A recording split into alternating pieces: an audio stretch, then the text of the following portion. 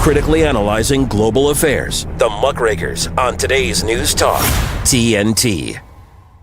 Well, hello and a very warm welcome back to the Muckrakers and me, Andrew Eborn. It's just gone 12 noon in London, 7 a.m. in Philadelphia, and around the world, it's time for the Muckrakers. And here on the Muckrakers, we pledge to continue tackling the most pressing and controversial news issues of our time. Our mission, as always, is to provide more light and less heat in our unwavering quest to uncover the truth and to inform, educate and entertain, all with integrity, dignity and respect. And it's absolutely vital we don't just ask the questions, but also question those answers. Well, it's widely publicised that today is my 100th show for TNT, including hosting every single episode of TNT's flagship investigative news and debate programme, The Muckrakers with Andrew Eborn. Who else?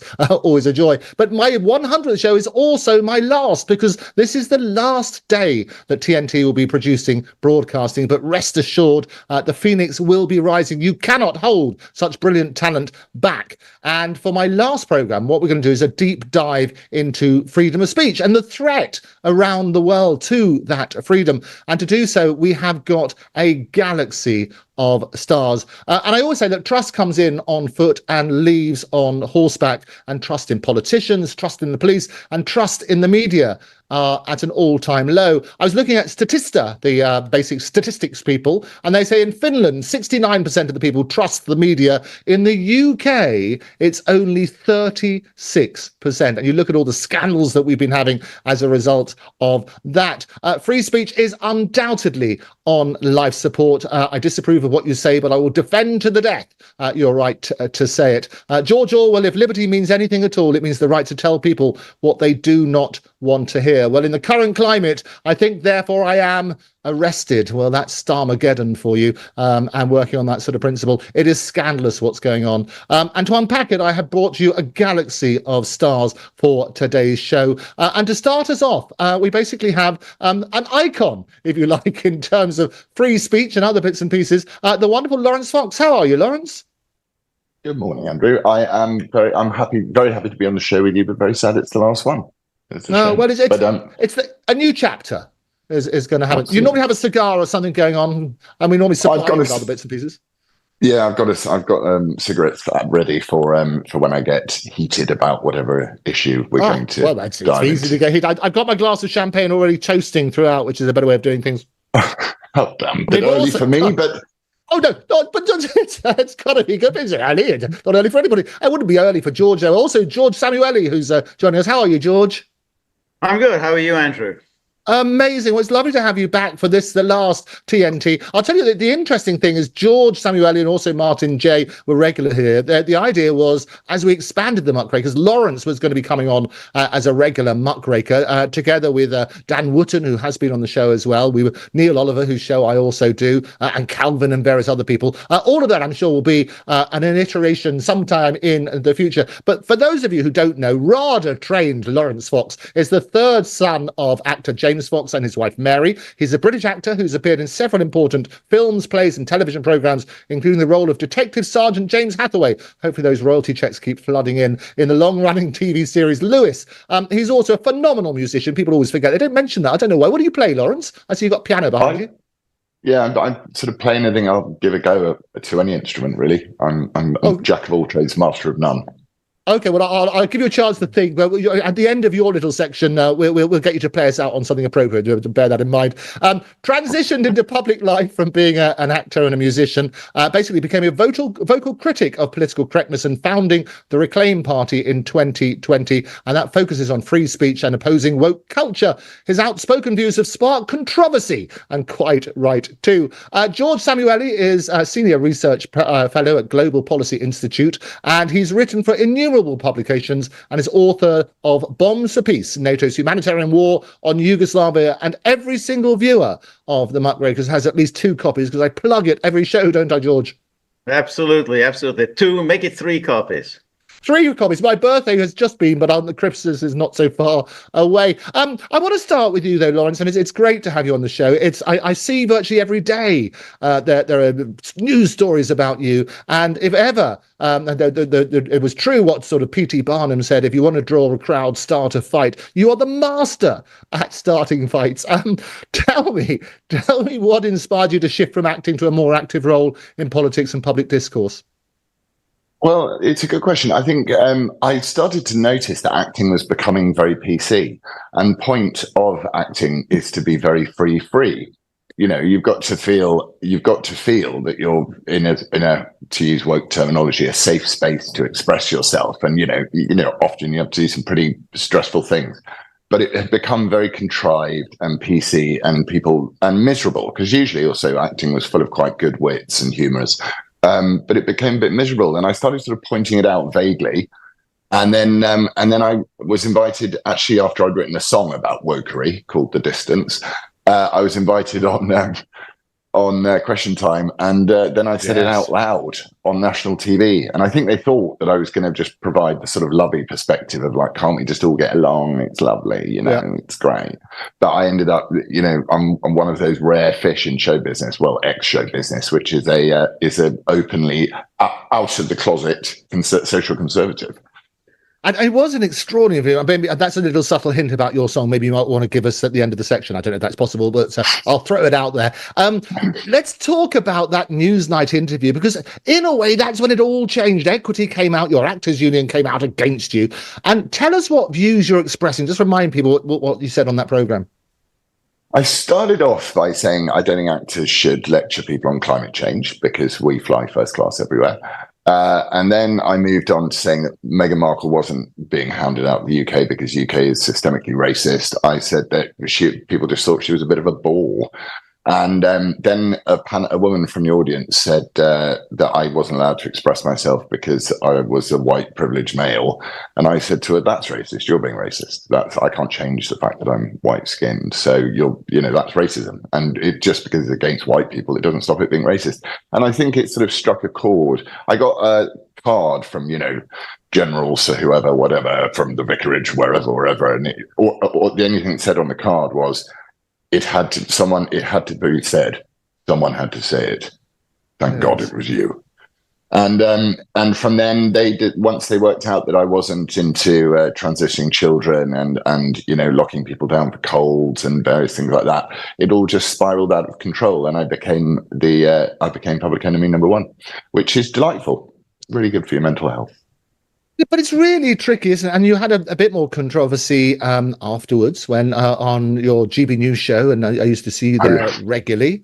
When I as you know, I have the joy of working with Neil Oliver, and it is a real joy. And tell me about that evening. Well, I think my problem generally is that I listen to a lot of American podcasts, and they obviously have a real celebration of free speech. So, I just sort of get used to the language they use, especially for the Megyn Kelly and stuff like that. She's effing and blinding and all of that. And I just sort of assumed that England was the same. That the terrible landmine of saying you wouldn't want to have sex with someone because they, I think I was trying to say you wouldn't want to have a long-term relationship with a woke woman because she'll make your life a misery. Who was laughing at not laughing, but belittling male suicide. And so I just said, who'd want to shag that as a joke? The producers knew I was going to say it because I told them I was going to say it. But then once the lefty pylon began, the free speech champions over at GB News decided to, get everyone to go on an apology tour and make an example of me. So, and I got to add misogynist to the long list of pejoratives that I have been given since 2020. So I think I'm everything except I am a transphobe. Yeah, so I'm everything. I think. And you burn rainbow flags and so on and so forth. So you certainly know how to spark controversy. And the biggest thing I had about that Eva comment was really, Jeff Norcott, where it all started beforehand on the BBC programme, was talking about a real issue, which you're a campaigner for, which was about men's mental health, isn't it? Absolutely. I not only have I had my run-ins with mental health myself over the years, I've had, I've lost friends to suicide, and it's the biggest killer of men under 50. And so don't laugh at it. Thanks very much. And it's this sort of thing of modern woke progressivism, which has all of its origins in feminism, actually. I think a lot of it, which is, just constantly feeling upset about everything. And I was sort of shocked and blown away by the response to that. I seem to find these landmines and jump on them, but I think someone's got to do it. I don't want to live in a miserable world. And so if mocking things and laughing at them and, pointing out the ridiculous hypocrisy of stuff is dreadful, then bring it on, because someone's got to do it. No, absolutely. Well, one of the people, we have Elon Musk's father as a regular on the Muckrakers. He's been on several times, as many times as George, I think. And he's very keen. And Elon is always making jokes about things. His latest one was about Harris and Biden following the latest assassination attempt on Donald Trump. He said, well, nobody wants to assassinate them. And he quickly deleted that tweet. It was supposed to be a joke, but obviously people backfired on it.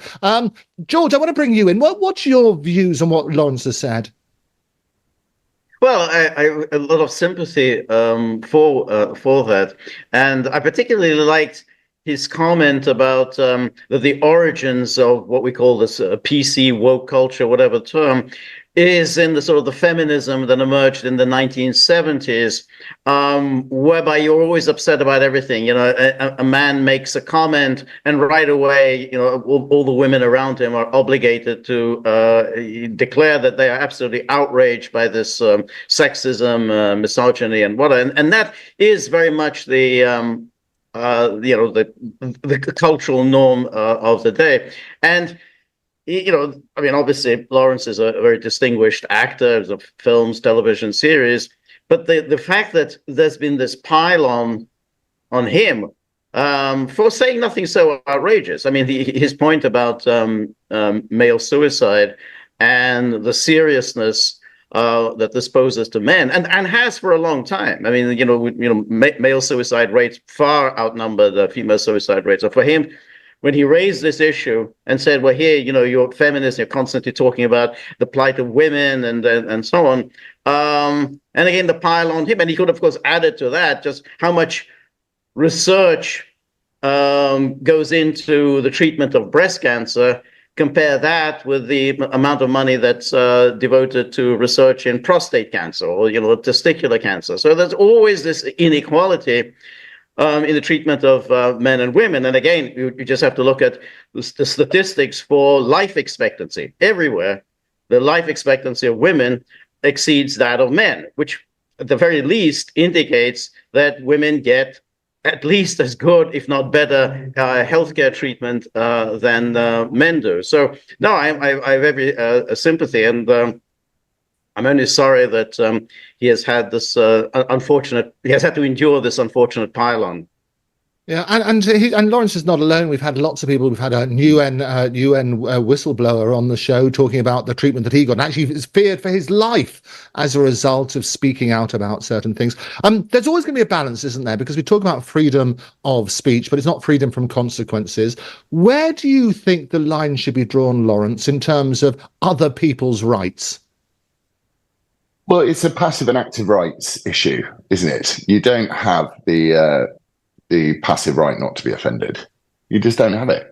So you do have an active right to, not die or be killed or something like that. So I think you have to push it all the way to that limit.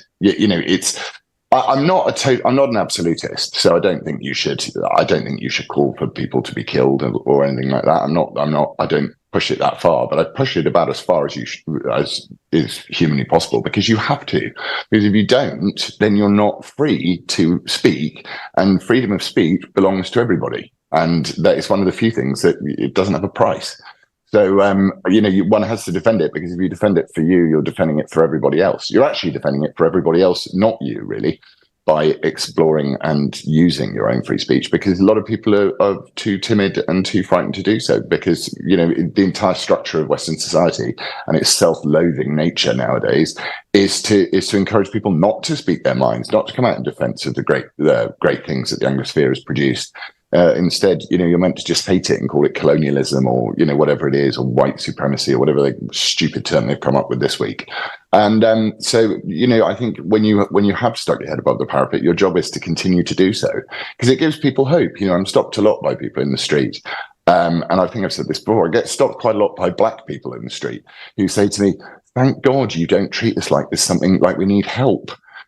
Like we're somehow inferior and only whitey can save us. And I always find that quite funny for a sort of racist, white supremacist, misogynist like myself. Right. And just finally, just both of you then, is there anything you regret doing or would have done differently? Start with you, Laurence, and then George. Oh, yeah. I mean, yeah, the list is long of things that I regret, but nothing big. But, I think I probably should have not got overexcited on GB News. I'd be a richer man if I hadn't. But again, it's free speech. I think we all make mistakes. So I think actually, regret or just go acknowledge one makes the few mistakes in life. I think it's fine. I'm not particularly hard on myself or others because I think life's too short and painful. Okay, and while you're getting ready for your song, maybe we could get a verse of it at least. George, anything you regret? I mean, I do have regrets in life, but not regrets about anything that I've said or written. I got things wrong, but you do get things wrong. You don't have adequate information. You may come to issues with certain prejudices. But I don't think in terms of things that I've said, I actually regret much more that I didn't speak out more and more vigorously in the past. I don't regret the fact that I made mistakes. I think that, it's just part of life. I mean, we're not gods. We work with limited understanding and, limited awareness of what's going on around us. So those are mistakes. But I actually regret more not speaking out more and not. Well, we're going to make sure you continue to have a platform to speak up. I don't know if it's technically possible. I know I put the pressure on you, Laurence. Or can you do an a cappella one verse for 20 seconds? It's plugged into the computer, so I can't. The whole thing is sort of set up, and if I unset it up, it'll break. I'm sorry about that. And this piano's out of tune, but don't worry. We'll get you back. We're getting it on tune. Laurence, George, it's an absolute pleasure to see both of you. I look forward to you joining us in the new iteration when the Phoenix rises. We'll get you both back. But for now, thank you very much for joining us. Thank you, Andrew. We're going to take a quick break. When we come back, we've got Baroness Fox, William Mackesy, and also Dr. Edward Skidelsky. Don't touch that dial. This is the Muckrakers